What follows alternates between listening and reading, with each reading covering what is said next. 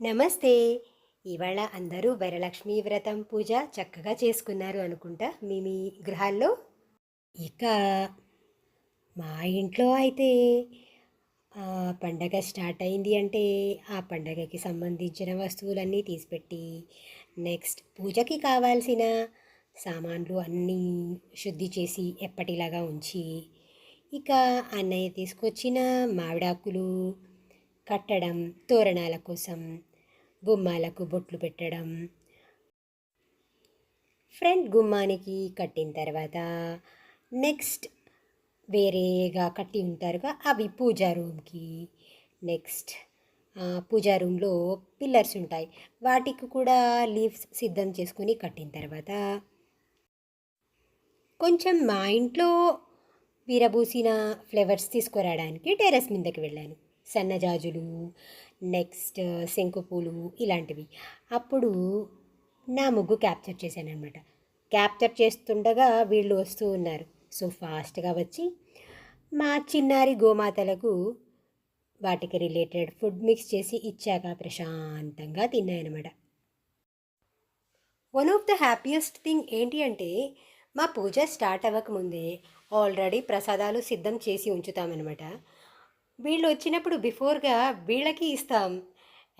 తృప్తిగా భుజించి ఇవాళ మీ పూజలు అంత కంప్లీటెడ్ అనినంత తృప్తిగా వెళ్తాయన్నమాట ఇవి. మేము హోల్ హార్టెడ్గా స్వీకరించాం అనినంత హ్యాపీగా. తరువాత మధ్యాహ్నంగా వచ్చారు ఈ బ్యాచ్ చిన్నారులు. బాగున్నాయా ప్రసాదాలు? చక్కగా తినేశారు. Very good. గోలక్ష్మిలు, చిన్నారులు.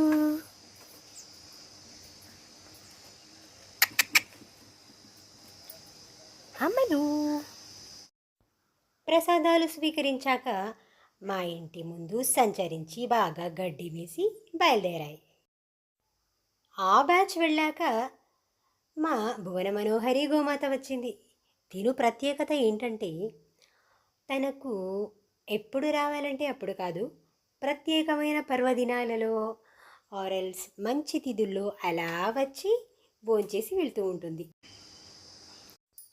ఎప్పుడూ ఇంతే.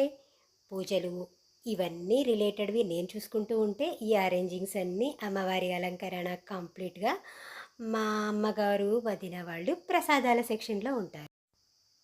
అంతా ఈశ్వరేచ్ఛ, ఆ జగదాంబ కరుణ అనుకుంటాను. ఇక వెంకటప్ప గురించి చెప్పాలా? మా వెంకటప్పకు మా ఇంటి పూజలు ప్రసాదాలు అంటే ఎనలేని ప్రీతి. లక్ష్మీదేవి సమేతంగా శివపార్వతులతో పాటు కూర్చుని ఎంచక్కా పూజ చేయించేసుకుంటారు.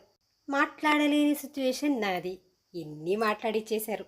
లక్ష్మీ రమణ గోవింద గోవింద.